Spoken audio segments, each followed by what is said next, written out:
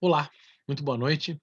Hoje é dia 9 de fevereiro de 2021 e agora estou gravando esse encontro aqui para vocês, que será o nosso último encontro aberto aqui, da disciplina Tópicos de Literatura Brasileira, pelo curso de Letras da Faculdade de Filosofia, Letras e Ciências Humanas da Unifesp.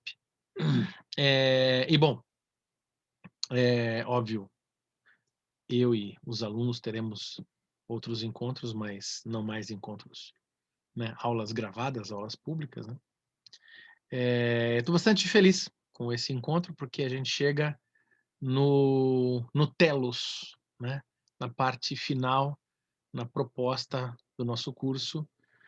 Lá atrás a gente começou pensando o romantismo, na nossa primeira aula, na aula 1, o romantismo, a cor local, e se valendo de obras do romantismo, como Iracema e especificamente Gonçalves Dias. Agora, a gente deixa de usar uma representação de voz indígena e trabalha com ela mesma. Hoje a gente vai dar uma olhada na obra Metade Cara, Metade Máscara, de Eliane Potiguara. Tá? É uma obra publicada pelo GRUME, que é um grupo de mulheres indígenas, que é uma organização não governamental, né? Essa edição que eu estou usando, a terceira edição revisada, Rio de Janeiro, 2019.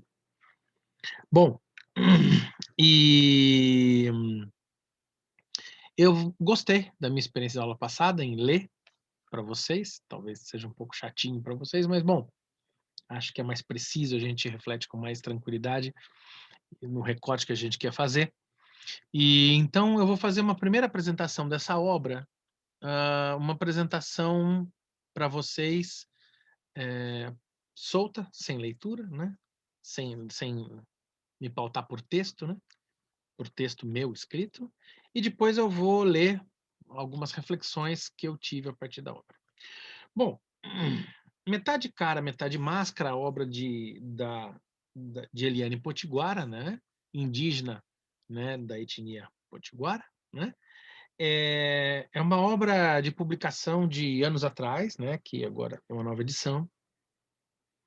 E ele é muito importante porque Eliane Potiguara é um dos grandes nomes do pensamento indígena brasileiro, né, dos povos originários. Eliane Potiguara participou, por exemplo, da Constituinte de 88, né, para tratar das leis, dos pontos ali que diziam sobre a questão dos direitos indígenas e demarcação de terras. Então, o que a gente tem aqui é uma obra muito interessante, porque, já de antemão, trata-se de uma obra de grande poder político histórico pela própria autoria, né, de quem a faz. Mas, adentrando na obra, talvez aquele que comprar, e recomendo aquela que comprar a obra e for ler, talvez se assuste num primeiro momento, né? Porque Metade Cara, Metade Máscara sugere de antemão uma obra que venha a falar de alguma narrativa que mostre essa dualidade, cara, máscara, etc. Então, é e não é. Quando você tem aqui a obra, você vai para o índice. E o que você vai encontrar aqui? Eu vou ler para vocês o sumário. Está aqui. Apresentação, prefácio, outros escritos. E vem invasão às terras indígenas e a migração. Deixa eu facilitar meu trabalho aqui. 2, angústia e desespero pela perda das terras e pela ameaça à cultura e às tradições. 3, ainda a insatisfação e a consciência da mulher indígena. 4, influência dos ancestrais na busca pela preservação da identidade. 5, exaltação à terra, à cultura e à espiritualidade indígenas. 6, combatividade e resistência. 7, vitória dos povos. Depois, bibliografia e biografia. Bom, beleza. Você abre e fala, bom, não é exatamente uma narrativa, é um conjunto de ensaios, de reflexões, né, de ordem político-sociológicas, enfim. Mas, né, a hora que você abre a obra e você vai para a primeira parte, tem aqui, invasão às terras indígenas e a migração, que é o que estava dizendo, né? Lá no sumário. Aí logo abaixo vem separação de Jurupiranga e Cunhataí, efeitos da colonização para a família e a mulher, para a família e a mulher, violência, racismo e intolerância. Está aqui. Então aqui está o título e aqui está esse trecho que eu li aqui embaixo. Né? Ou seja, tem o primeiro capítulo, mas ele tem um outro nome, um nome mítico, que conta uma narrativa da separação de Jurupiranga e Cunhataí. Muito que bem. A gente vai andando na obra, e quando a gente chega no capítulo 2, angústia e desespero pela perda das terras e pela ameaça à cultura e às tradições. E aqui embaixo vem dor e revolta de Jurupiranga e Cunhataí. Não estava lá no sumário, mas aparece aqui.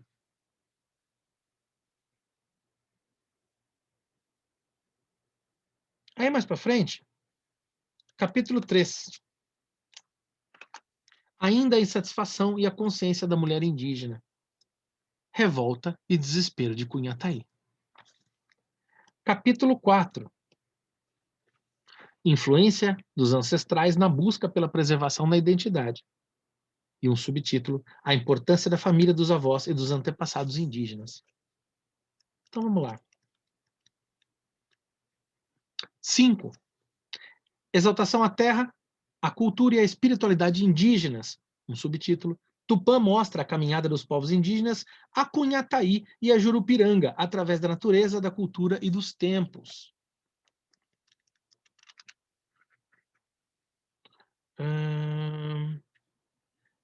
Onde é que eu estou? 6. Combatividade e resistência.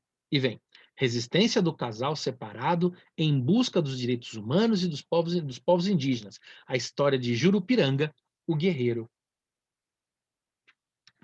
Daí nós temos 7. Vitória dos povos. O reencontro com a identidade, o divino, o espírito, o amor. Jurupiranga ressurge e permanece unido para sempre com Cunhataí, representação do amor eterno e a preservação da identidade indígena e das vivências do cotidiano.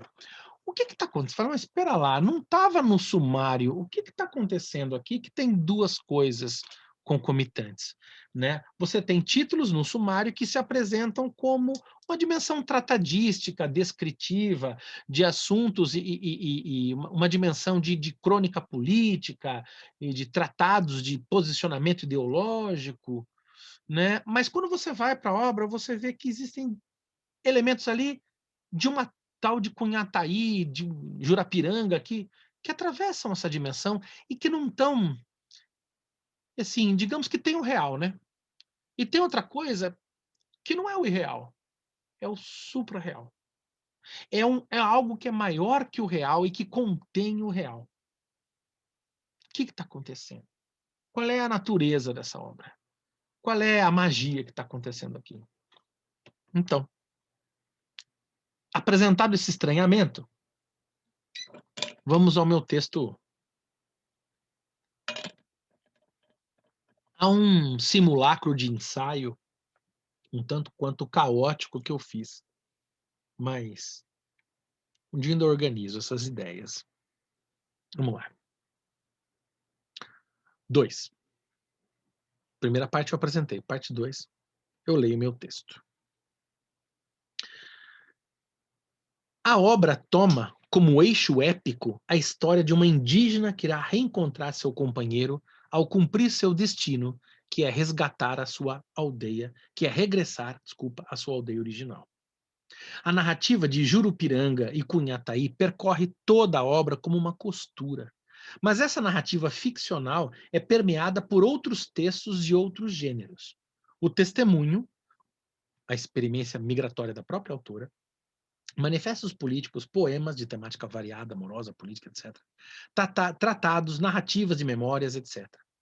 Não é nenhum exagero afirmarmos que a obra transita entre o ficcional, o lírico, o épico, o dramático, o religioso, o tratadístico, o testemunhal. Há um câmbio de gêneros ficcionais, documentais, testemunhais. A trama de Jurupiranga e Cunhataí é a história alegórica da migração forçada de Eliane Potiguara barra Cunhataí, a violência da colonização do Brasil pelos brancos e que continua mesmo com o fim do período colonial propriamente dito, cria muitos diferentes fluxos históricos de refugiados indígenas. Estes são os indígenas desaldeados, segundo Potiguara. Penso que essa estrutura multigênero da obra, e só uma parte aqui no meu texto, multigênero né? A palavra gênero vem um pouco em moda e as pessoas confundem muitas coisas aí.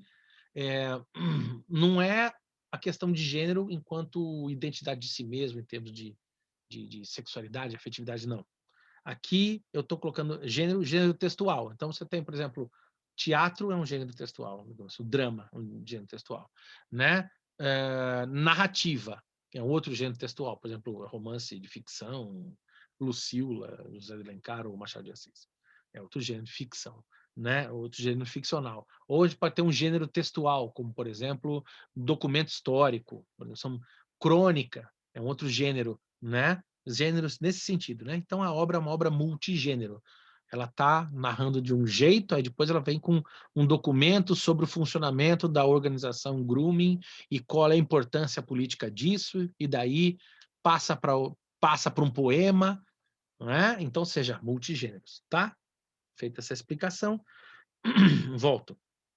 Penso que essa estrutura multigênero da obra espelha o pensamento cambiante próprio dos povos ameríndios, ou seja, parafraseando o antropólogo Eduardo Viveiros de Castro, temos aqui uma atuação da inconstância da alma selvagem. Olha aqui, o livro que nós usamos aula passada, A Inconstância da Alma Selvagem.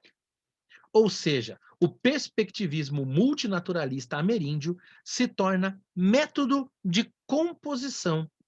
Diferentes gêneros literários e textuais se sucedem formando uma obra multicomunicativa, multipoética, composta pelo olhar multinaturalista de nossos povos originários.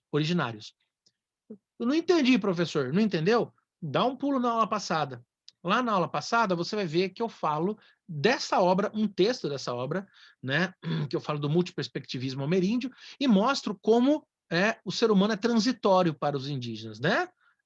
O ser humano, existe uma dimensão humana em nós, seres humanos, mas também nos animais, mas também nas plantas, mas também na lua, também nas doenças, e há um câmbio entre seres, uma transitoriedade. Um ser é porque o outro, um ser é humano porque o outro é presa, e assim vai. Pois é, essa estrutura lá da aula passada, a gente vai ver aqui como, mas não no que diz, mas no jeito que diz, ou seja, na forma que o texto se organiza. A forma de organização do pensamento de Eliane Potiguara é uma forma multiperspectivista. Ela troca de gêneros textuais, né? Assim como o xamã troca de universos, né? Dentro de uma cadeia de presa-predador que organiza o sistema ameríndio. Tudo bem? Vamos lá.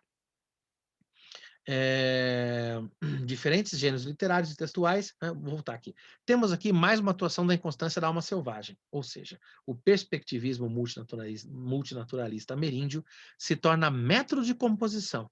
Diferentes gêneros literários e textuais se sucedem formando uma obra multicomunicativa, multipoética, composta pelo olhar multinaturalista de nossos povos originários. Penso que essa dimensão multiforma, multigênero textual barra literário, que encontramos em Metade Cara, Metade Máscara, encontra forte ponto de diálogo com outra obra do nosso passado literário, né? Os Sertões de Euclides da Cunha. Em Os Sertões, o ficcional, o jornalístico, o testemunhal e o histórico se fundem no cadinho do telurismo, elaborando uma trama densa e potencialmente criativa. Óbvio que suas vozes, seus estilos, métodos e objetos são muito distantes entre si, mas creio que Os Sertões e Metade Cara, Metade Máscara são obras marcadas pelo telurismo, que, curiosamente, igualmente convergem em sua capacidade comunicativa multigênero, né? E a questão dessa centralidade do telúrico ser um lugar de embate, de combate, de debate e de poder, não é? Então, assim, óbvio que Os Sertões de Euclides da Cunha é uma obra muito distante, né, de Metade Cara, Metade Máscara, mas interessante como é difícil. Qual é o gênero da obra Os Sertões de Euclides da Cunha? É um romance? Não. É um livro histórico? Mas não é só. O que que é? É um livro geopolítico? É um tratado geopolítico? É um livro de jornalismo literário? Né? O que que é Os Sertões, né? Então, do mesmo modo, multigênero, né, multiforma, Metade Cara, Metade Máscara, em ambos uma dimensão telúrica, né, bastante expressiva. Mas retornemos à obra de Eliane Potiguara e foquemos mais especificamente no modo como a natureza é ali representada. Penso que nela encontramos um tipo de telurismo bastante diferente de tudo que vimos até agora. Esse outro telurismo, esse agora, eu o denominaria telurismo por subtração. Mas do que se trata esse conceito, esse novo conceito que eu estou inventando agora?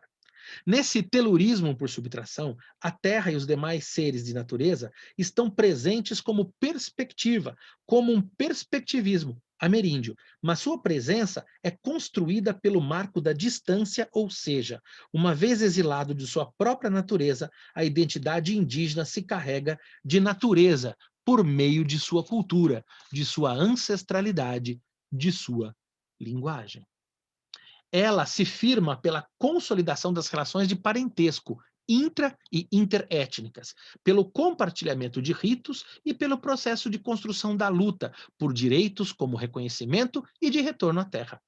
Uma vez apartada da terra, assistimos uma trama multigênero que conta a luta do retorno de Cunhataí barra Eliane Potiguara à terra de seus ancestrais. Esse reencontro é o religamento da natureza que Cunhataí carrega em si mesma, com os demais seres de natureza que ali habitam e com seus ancestrais e parentes de todas as tribos. Ao final da obra, temos o poema que dá origem à saga multicomunicativa, o poema intitulado Ato de Amor entre povos, né? Se chama Ato de Amor entre Povos. Nele, Cunhataí finalmente se encontra com Jurupiranga. Séculos depois de apartados, eles se reencontram no ato de comunhão com a natureza e com os parentes das mais distintas etnias de todas as Américas. A terra de reencontro não é simplesmente um lugar, mas um modo de estar junto. É uma perspectiva compartilhada de onde encontra, encontrar, se encontrar no mundo. Assim, as práticas xamânicas, que a gente vai contar na obra, a relação íntima com os seres de natureza que marcam a obra, o forte vínculo com os ancestrais e parentes formam o sujeito que olha o mundo a partir desse perspectivismo que carrega a natureza consigo, mas ele está apartado de seu lugar original. Ele é um refugiado da natureza. Daí que ela, Potiguara Cunhataí, a carrega consigo como quem transporta uma joia, uma relíquia, aliás, a própria Muiraquitã. Lembremos que Muiraquitã é a pedra que Macunaíma, de Mário de Andrade, que vimos aulas anteriores, ganhou de Vei a Sol e que motiva o périplo do anti-herói. Muiraquitã é também a pedra que dá cor aos olhos de Iara, personagem que dá título ao segundo poema de Magma, né, de Guimarães Rosa, que é a obra que nós vimos aqui em aulas anteriores. Esse perspectivismo de Eliane Potiguara, capaz de agregar símbolos, ritos e imagens de o Brasil indígena, é um olhar de natureza que, mesmo deslocado de sua terra original, mostra-se ativo e combativo e marca seu modo de organizar o mundo, de dar sentido ao mundo. Daí sua força de protesto aliada à potência poética. Temas como política de educação de crianças indígenas, saúde reprodutiva de mulheres indígenas, organização e coordenação de entidades não governamentais, como o Grooming e o COIAB, integram-se à trama organizando uma poética própria, em que o mágico e o político se retroalimentam organicamente. Uma vez exilada de seu mundo original, Eliane Potiguara Cunhataí se veste desse mundo e parte para reconstruí-lo, porque sabe que não se trata de um simples retorno. Se reconhecendo semente, parte orgânica desse mundo, ser geneticamente marcado por ele, ela veste-se de passado para semear o futuro. Daí o presente do luto florescer como verbo, não é? Veja que eu venho lendo aqui Cunhataí barra Eliane Potiguara, Potiguara / Cunhataí. Mas peraí, a história de Eliane Potiguara é ou não é a história de Cunhataí? É e não é, não é? Ah, mas então a história de Cunhataí é uma mera alegoria. Não é real. Eu não vou dar spoiler da obra mais do que eu dei, mas é real. Acontece. Acontece. Há um reencontro. Mas você falou que há séculos atrás como é que chama? Quando ela reencontra né, o homem dela, né, o indígena, né? Tá aqui. Onde é que eu tô, meu Deus do céu? Jurupiranga, né? Mas há séculos depois ela reencontra Jurupiranga, mas como pode ser séculos, né? Ninguém vive por séculos. Pois é. Mas isso não está claro na obra como é que matematicamente se resolve? Não, não está. Isso não se resolve cartesianamente? Não, não se resolve. Isso não é cartesiano. O pensamento não é cartesiano, é perspectivista. Então, uma mera alegoria, uma mera brincadeira? Não, não é uma brincadeira, é real, né? Existe uma dimensão mágica, mas também existe a dimensão político-tratadística, ideológica no sentido pleno da ideologia enquanto sistema que organiza uma visão de mundo. E que se sabe organizando uma visão de mundo. Não uma ideologia que quer esconder uma visão de mundo, mas uma ideologia que quer mostrar uma visão de mundo, que organiza. Sim? Então vamos lá. Recortando da obra esse recurso que aqui denominei telurismo por subtração, acredito que podemos reencontrá-lo, obviamente vestido em outros estilos, em demais poetas não indígenas, como Rodrigo Lobo Damasceno, em Casa do Norte, e nos versos de Roberto Piva, Estranhos Sinais de Saturno. Né? Vem sendo bastante comentado ultimamente a obra Torto Arado, desculpa, eu vou falar dela, mas não agora. Né? A obra Casa do Norte, de Rodrigo Lobo Damasceno, né? Que, veja, é muito diferente, né? de Eliane Potiguara, mas aqui a gente tem essa dimensão do telurismo por subtração, porque em sendo alguém do norte, né? Mas que na cidade olha para a cidade com um olhar de natureza, né? Um olhar que não pode se desvencilhar de uma natureza. Então, de alguém que carrega a natureza no olhar, ainda que esteja enraizado no espaço urbano, né? E também não trouxe aqui para mostrar, tá? Nos escombros ali, a obra de Roberto Piva, todos os poemas de Roberto Piva, né? Mas selecionei aqui a esmo até Os Estranhos Sinais de Saturno, por ser o que mais me vem à mente. E das obras de Roberto Piva, você tem essa dimensão, né? Alguém que está na metrópole São Paulo, né? Olhando, né? Sob efeito narcótico, um narcótico que vislumbra uma dimensão xamânica. Não temos isso em Potiguar, mas nessa maneira não.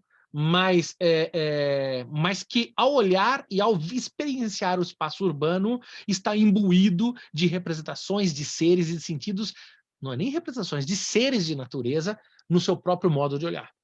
Não é? Então, assim, são muito distantes poeticamente, contudo, há um ponto de encontro aqui nessas obras distantes entre si. Né? Continuando.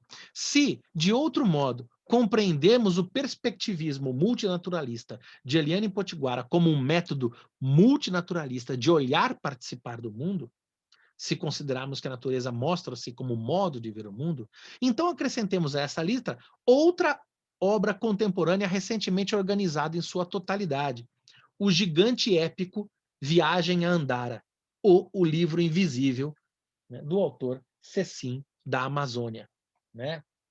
Saiu agora pela editora Pacatatu em 2020. E eu digo gigante épico porque está aqui, né? Recomendo. São quantas páginas? São milhões de páginas. 1.230 e coisa, né?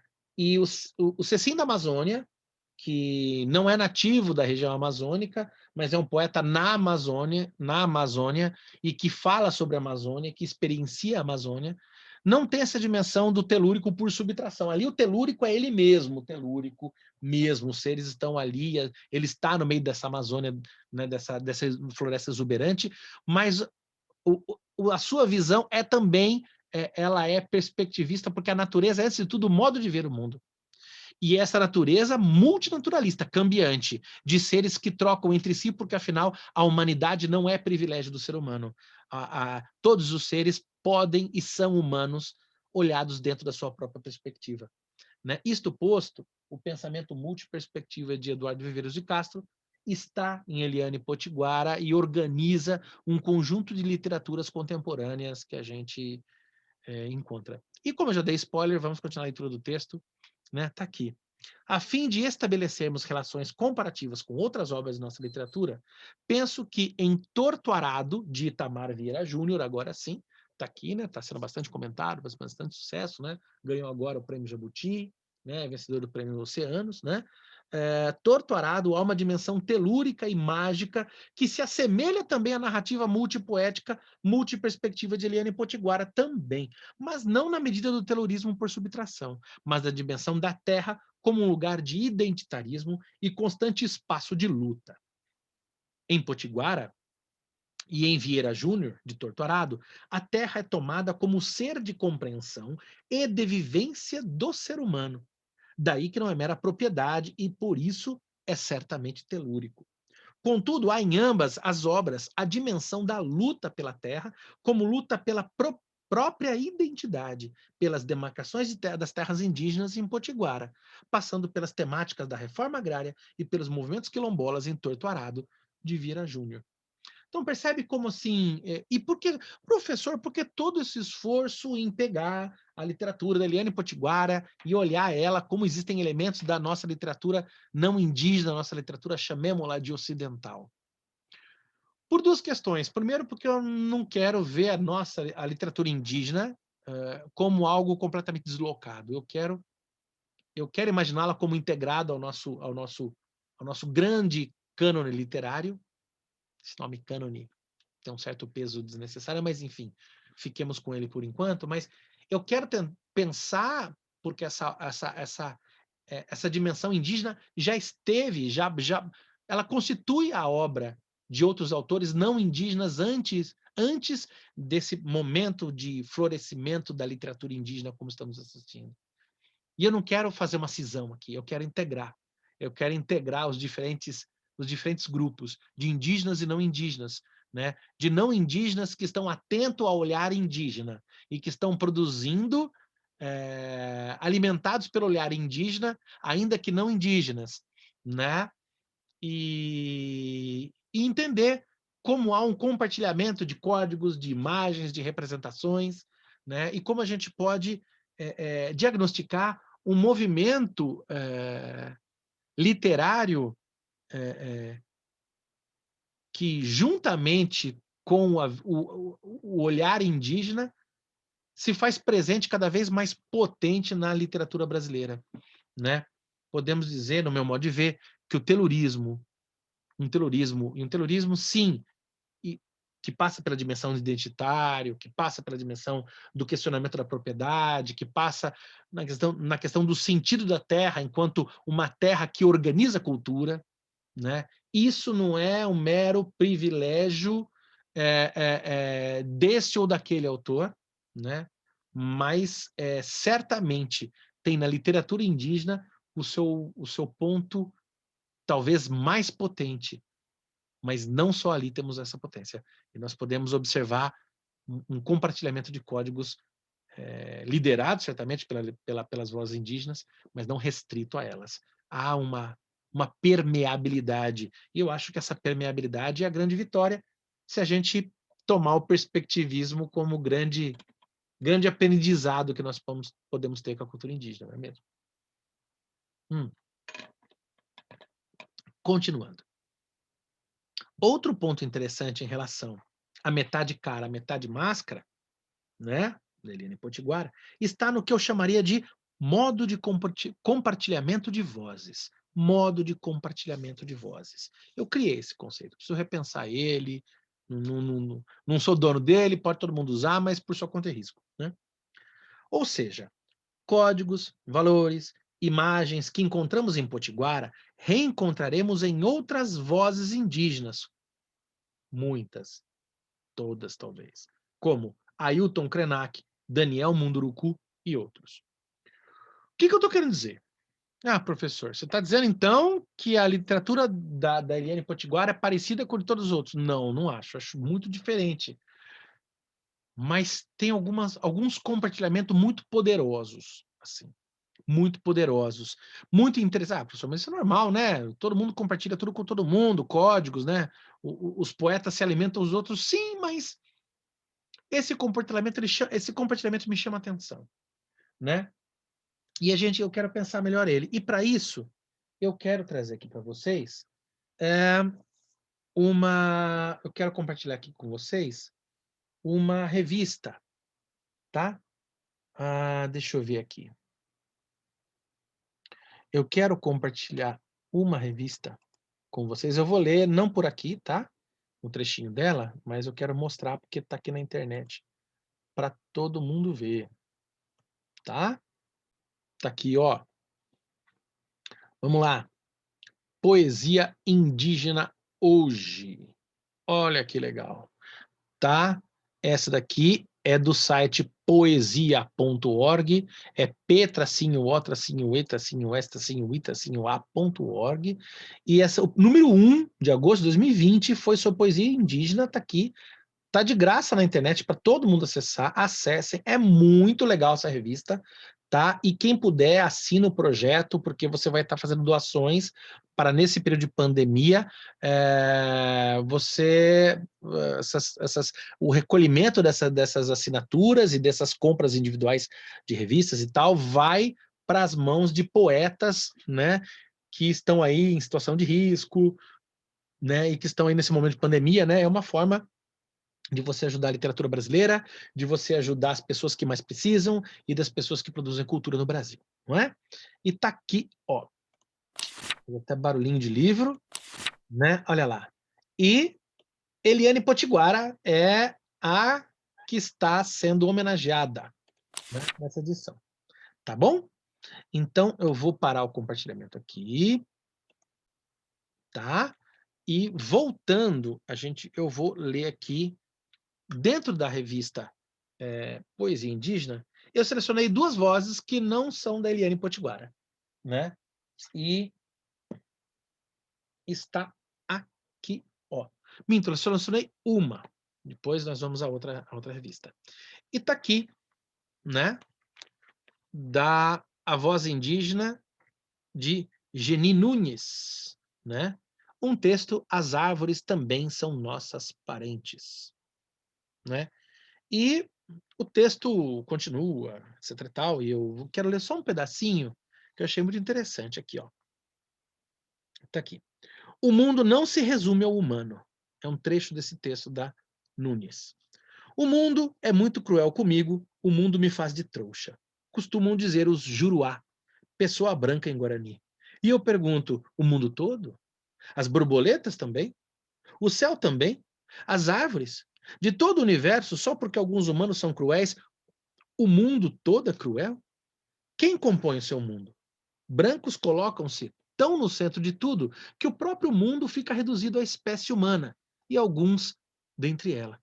Sou filho das águas e me recuso a reduzir o mundo relacional ao humano. Sou parente dos rios, das matas, da chuva. Reivindicar a imensidão do mundo para repararmos o dano tanto da baixa autoestima quanto da alta autoestima colonial que coloca o humano na monogamia cosmológica. Olha lá como isso é perspectivista, né? Olha lá que interessante, né? Uma outra voz, e assim, se você ler a obra de Eliane Potiguara, você vai ver que algumas coisas são próprias, né, do posicionamento da Nunes, né? Eu estou aqui esquecendo o primeiro nome dela, né? Da Geni Nunes, né? Que é doutoranda, né? Lá na Faculdade Federal de Santa Catarina, se não me engano, né? E a questão, por exemplo, da não monogamia é uma questão que a gente conta dela, e não no metade cara, metade máscara, não por uma oposição, mas enfim. São autores diferentes, mas veja como há uma interligação entre o eu e os seres da natureza, né? Se a gente for em Daniel Munduruku, outra voz indígena muito conhecida, né? Doutor também, se não me engano, pela UFSCar, se eu não estiver falando besteira, né? Mas enfim, né? Acho que pela UFSCar, né? Tá aqui Daniel Munduruku, né? Na revista Tembetá, essa revista saiu Vocês podem adquiri-la, né, pelo Azougue Editorial, mas saiu reunida num único volume bastante interessante, tá? E eu queria ler um trechinho de um texto dele, né? Deixa eu aqui do trecho chamado Literatura Indígena e o Tênue Fio da Escrita e Oralidade, né? Tá aqui. Vou ler o final desse texto. O papel da literatura indígena é, portanto, ser portadora da boa notícia do reencontro. Ela não destrói a memória na medida em que reforça e acrescenta ao repertório tradicional outros acontecimentos e fatos que atualizam o pensar ancestral. Há um fio muito tênue entre oralidade e escrita. Disso não se duvida. Alguns querem transformar este fio numa ruptura. Prefiro pensar numa complementação. Não se pode achar que a memória não se atualiza. É preciso notar que ela, a memória, está buscando dominar novas tecnologias para se manter viva. A escrita é uma dessas técnicas, mas há também o vídeo, o museu, os festivais, as apresentações culturais, a internet com suas variantes, o rádio e a TV. Ninguém duvida que cada uma delas é importante, mas poucos são capazes de perceber que é também uma forma contemporânea de a cultura ancestral se mostrar viva e fundamental para os dias atuais. Pensar a literatura indígena é pensar no movimento que a memória faz para apreender as possibilidades de mover-se num tempo que a nega e que nega os povos que a afirmam. A escrita indígena é a afirmação da oralidade, por isso atrevo-me a dizer, como a poeta indígena potiguara Graça Graúna: ao escrever, dou conta da minha ancestralidade, do caminho de volta, do meu lugar no mundo. Então vejam, assim, é engraçado que quando você começa a estudar, é engraçado no sentido carinhoso de, ó, que surpresa boa, né? Você começa a ler um autor, né, indígena e você vê que há um compartilhamento de códigos muito profundos. De forma muito interessante, né? De forma muito, você fala, nossa, mas eles estudaram no mesmo lugar, né? O que se a gente fala tão parecido, não é? É, então aqui, é, vamos lá, né? No metade cara, metade máscara, né? Consciência ticuna. Sou um cachorro raivoso e irado, e minhas garras cortam as gargantas das feras nos portões de ferro do mundo. Não me venham com análises, porque não sou louco. Sou lúcido, tanta lucidez que sangro e considero engatilhar meu coração. E explodo nos ares. Aí cato meus pedaços e saio pelas ruas, avenidas, matas, florestas e espaço, procurando a verdade. Veja a continuidade entre as avenidas, os espaços, as florestas. Veja as grades, né? A garganta do mundo, né? As feras, né? Veja como há uma circulação. Veja a consciência ticuna, né? Mas nossa, a Liane não é ticuna, ela é potiguara, né? Então veja, né? Veja, Tamoios e Tucanos, outro poema. Do teu passado de cão maldito, para abanar a fome cansado do grito, do suco extraído da própria terra, para embebedar o teu berro, da mulher violada que a ti esteve junto, para satisfazer desejos imundos, do teu sorriso roubado, para rosnar de dor o menino calado. Da trama criada e da boca sem paz, para caírem em ti feito fera voraz, por destruírem tua palhoça inteira e te cortarem as orelhas, não precisam de mais nada. Já padeceu teu corpo na sujeira e te arrematam os porcos, a baioneta, quer ser lacaio, prostituído, quer ser caniça bêbada ou escorregar num parque, bicho marionete. Para agradar o poder, esconder o grito, para servir de história social e virar herói nacional. Veja que há uma circulação pelas etnias, né? Ticuna, Tamoio, Tucanos, né? Aqui a perda dos Yanomami, né? Olha aqui, na trilha da mata. Não me importo se o que escrevo são ilusões. Não me importo se o que escrevo não são versos, rimas, redondilhas. Não me importo se dizem que não trabalho. Sou vagabunda da vida e ela é minha amante. Juntos, temos o que contar. Veja que talvez você vai pensar assim, não, nossa, ela escreve de um jeito livre, será que ela não sabe técnicas de poesia? Não, ela sabe, ela está dizendo, olha, eu não preciso usar disso. Eu abro mão de técnicas de poesia, porque dessas técnicas tradicionais da poesia, porque o que eu estou construindo é um outro tipo de saber. E veja como há compartilhamentos entre a oralidade que anela, a oralidade que anuncia Munduruku. Veja como há o câmbio de seres, de natureza e seres humanos, como a gente viu na Nunes, né? E agora na Potiguara, não é? Entendem como, quando você lê a literatura indígena, há um compartilhamento de códigos muito grande, muito interessante. E isso me interessou. E daí eu procuro responder isso e volto à leitura do meu texto.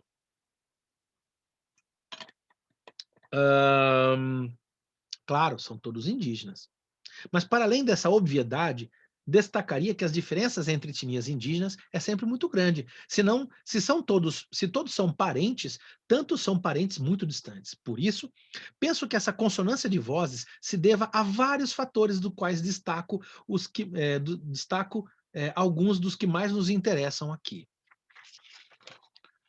1. A inexistência do conceito de autoria, ou a inexistência ou a existência frágil do conceito de autoria, que se sustenta em um determinado culto da individualidade, que é próprio da cultura burguesa ocidental e, por isso, se encontra nas vozes indígenas apenas de modo vestigial. Conceitos, posições, ações circulam com uma promiscuidade, no bom sentido, muito mais criativa do que nos cultos individualizados de nossa indústria das letras. Arriscaria dizer que vale para as vozes dos povos indígenas a máxima que encontramos nos povos de língua Zulu e Xhosa, os Moza, né, como se talvez se pronunciaria, né, etnias da África subsaariana. A conhecida expressão Ubuntu, que quer dizer eu sou porque nós somos. Não estou fazendo link genealógico, não posso provar, né, de que o pensamento indígena se baseia exatamente no conceito de Ubuntu que nós encontramos em etnias subsaarianas lá na África. Mas não digo que é uma releitura ou uma ressonância, mas digo que é uma convergência. É interessante como a gente pode pensar nesse conceito fraco de autoria, nesse grande e poderoso compartilhamento de metáforas, de códigos, de valores entre todos os diferentes autores da literatura indígena. E, para a gente entender isso, como a gente pode explicar pelo conceito de Ubuntu? Eu sou porque nós somos. Interessante, né? Bem interessante.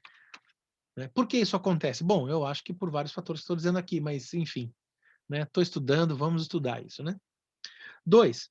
Segunda possibilidade, né, para explicar isso, ao próprio perspectivismo ameríndio, né, que nós estudamos aqui com Eduardo Viveiros de Castro, antropólogo, né, com a obra dele, né, arraigado no pensamento dos mais diferentes povos originários das Américas, né? O perspectivismo ameríndio, ele não é algo assim que toda tribo, toda comunidade, todo grupo, toda família, acho que família é o melhor nome, né? Todo agrupamento família, né? De indígena pratica tal e qual nós estamos vendo ali quando o Eduardo Viveiros de Castro estuda os Araueté. Não, mas ele é uma raiz comum, né? Você tem tribos indígenas ou comunidades indígenas, né? Agrupamentos, famílias indígenas, né? Vivendo, por exemplo, nas imediações da cidade de São Paulo, né? Então são famílias indígenas muito mais próximas do mundo rural, do mundo urbano, do que do mundo rural, não rural, mas do mundo da selva primeira, da Mata Atlântica, ou da vegetação original, uma vez que ela foi usurpada, né, pelo colonialismo, né? Então, é óbvio que esses indígenas não são os mesmos dos indígenas do passado. Mas são indígenas. E sendo indígenas, a raiz desse perspectivismo está lá. Já se diferenciava de etnia para etnia, né? Mas agora, né, com indígenas compartilhando códigos com essa comunidade branca ocidental, né, você tem ainda a raiz desse pensamento. E eu acho que é esse um outro fator para que a gente encontre uma raiz comum em todos, né? E o terceiro ponto que eu gostaria de destacar é a contínua opressão desses povos originários por partes das políticas indigenistas do Estado brasileiro, política criminosa, sensivelmente agravada com os ataques impetrados pela máquina necropolítica bolsonarista de agora, não é? O que eu quero dizer? Eu quero dizer que o Estado brasileiro sempre teve uma política predatória em relação aos povos originários. Em alguns momentos muito mais fortes, em outros momentos muito mais favorável, mas nunca foi o paraíso, né, para os povos originários, né? Nunca foi o desejável, o minimamente cidadão para os povos originários. Obviamente que no governo atual, no governo federal atual, né, isto se coloca de maneira muito mais profunda, né, muito mais forte, não é? E daí a gente precisa destacar, né? Não se trata aqui de fazer um discurso ideológico sem fundamentos. Muito pelo contrário, um discurso sempre ideológico, porque tudo o é, não é? Mas com muita fundamentação, né? Baseado aí em estudos dos Human Rights Watch, né? Da WWF, né? Dos direitos humanos internacionais, dos estudos amazônicos contemporâneos, de congressos internacionais que a gente participa, que eu participei, né? Então, dá para a gente dizer que a gente tem números assim bastante complicados em termos de depredação da natureza, né? E, consecutivamente, porque indígenas são seres de natureza, né? Dos povos originários também. E explico, continuando no meu texto. Quanto a este último item, penso que a pressão de extermínio que os governos brasileiros exerceram e ainda exercem sobre os povos indígenas acabou por estimular ainda mais o cultivo da união política e estratégica por parte das diferentes etnias, muitas vezes inimigas, em um passado não tão distante. Creio que, sob o jugo da mesma violência, os povos indígenas vêm conseguindo resgatar visões em comum, pontos de vista essenciais e que antes se perderiam em suas diferenças. Creio que, comparativamente, ainda não tenho esses dados precisamente, né? Diagnosticar um movimento de busca e de encontro por raízes comuns diante do opressor, né? Do mesmo modo como a cultura africana aqui o fez, neste mesmo Brasil, né? Segundo o historiador Robert Slanes, na obra Na Senzala Uma Flor, no Brasil, conseguimos encontrar uma cultura africana. É possível diagnosticar uma cultura africana, unindo diferentes etnias que não encontramos no próprio continente africano, né? Na resistência diante do mesmo opressor, inimigos históricos, né, etnias inimigas históricas, encontraram aqui, né, suas raízes comuns, e nessas raízes comuns encontraram a sua força de resistência e de luta. Tenho o palpite, isso é um palpite, de que podemos estar assistindo agora um movimento político análogo ao movimento que Slanes diagnostica, mas agora articulando o universo das culturas indígenas brasileiras. Penso que a obra de Eliane Potiguara seja importante pedaço dessa grande raiz que agora se revela, uma raiz firmada na terra e pronta para projetar-se em caule e em frutos. Evoé. Né? Então, o que eu acho interessante é isso, sim. Quando a gente fala de povos originários, a gente não está falando de um povo, está falando de vários, né? Daí a insistência, eu venho falando aqui de indígenas, né? Deixa eu avisar para quem... Eu não sou um grande estudioso, eu não sou de etnia indígena, não tenho esse lugar de fala, eu sou um, um jovem estudioso que está se aproximando disso para entender algumas coisas que se interessam na literatura, no caso, as representações de natureza, né? Entro como quem pede licença, tá? Por favor, me ensinem aonde eu estiver errado.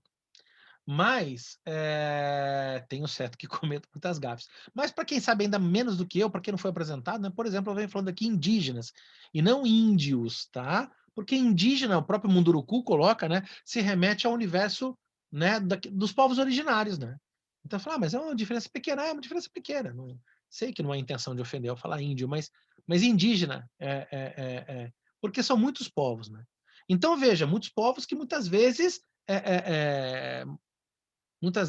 inimigos históricos, né, dentre si, né? São parentes, né? E parentes muitas vezes entram em guerra, né? Mas veja, o que a gente está assistindo é o encontro de uma raiz comum, né? E uma raiz comum, diferentes povos, certamente por quê?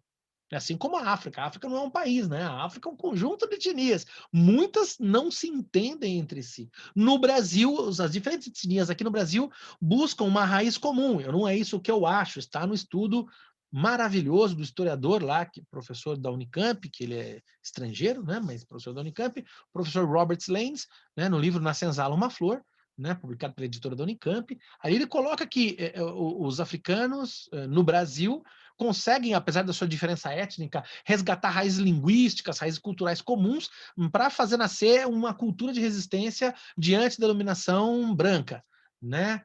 Eu fico me perguntando se com as diferentes etnias indígenas nós não estamos assistindo, óbvio que um processo diferente, outro momento histórico e tal, mas um processo muito parecido.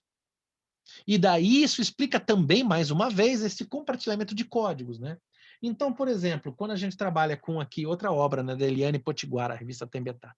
Eliane Potiguara, Sônia Guajajara,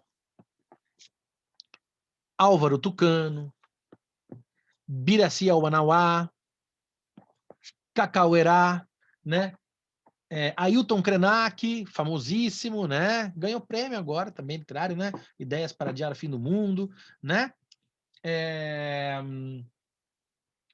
Ou ainda, se peguemos Davi Copenauá, né? A Queda do Céu, né? Todos são muito diferentes entre si, mas é muito interessante observar como são muito distantes as suas etnias são muito distantes entre si, né? Mas como há um poderoso compartilhamento de códigos, né?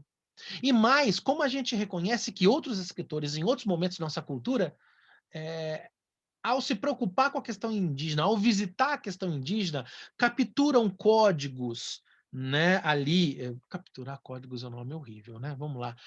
Reconhecem códigos, aprendem códigos, né? E se valem desses códigos. A gente pode tratar aqui como, por exemplo, Raul Bopp, né, em Cobra Norato, ou ainda Guimarães Rosa no Magma, né? Mário de Andrade, nos seus muitos estudos sobre a cultura indígena e Macunaíma, tem aqui também, por que não, né, falarmos dele aqui, né?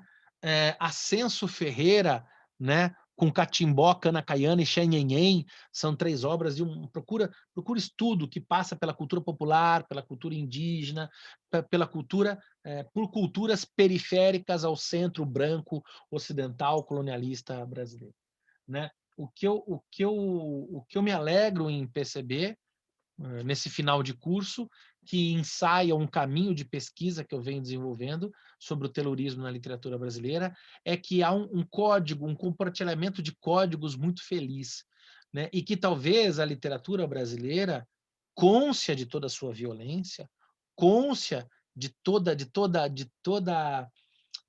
o autoritarismo que é próprio da nossa história, da nossa cultura, ela consegue executar uma troca simbólica muito poderosa. E mesmo tratando da violência, da nossa aridez autoritária, ela é capaz de construir valores culturais extremamente desejáveis, né, extremamente poderosos para a construção de um outro país muito mais aberto às diferenças de etnia, de cultura, de gênero, e agora o outro sentido de gênero mesmo, né, de afetividade,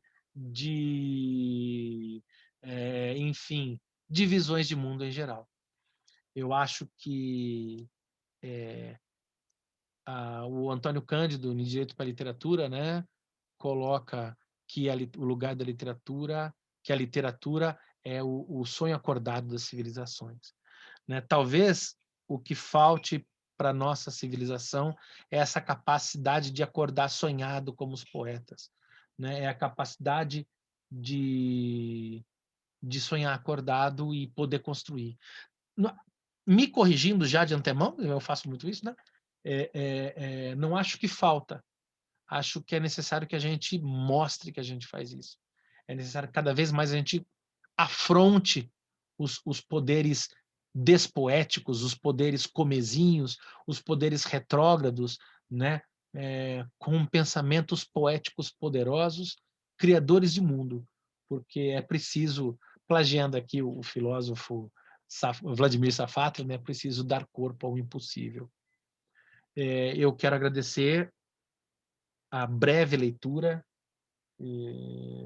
ou a oportunidade da breve leitura que eu fiz de Eliane Potiguara e um pouco da literatura indígena que eu venho conhecendo, estudando dentro da minha chave de pesquisa. Quero agradecer a paciência de todos os alunos que assistiram até aqui o curso, daqueles que não são meus alunos, mas curiosos, entraram na internet, no YouTube e assistiram, espero que gostem. Né? Me encontrem nas redes sociais, meu nome é Fábio Martinelli Casemiro, né? Posso ser encontrado facilmente no YouTube, no Instagram, mas nem sei decorar como é que eu estou lá, né? E a gente pode aprender juntos, estudar juntos, tá bom? Fica o convite e o convite para a gente aprender mais com essa potente literatura que a gente está vendo nascer, tá? Por hoje é só. Dos meus alunos inscritos no curso, vou passar para vocês aí trechos da Eliane Potiguara. Recomendo a leitura da revista dedicada a Eliane Potiguara e a gente conversa no nosso encontro tete a tete que teremos, certo? Muito obrigado, muito bom dia, boa tarde, boa noite a todos.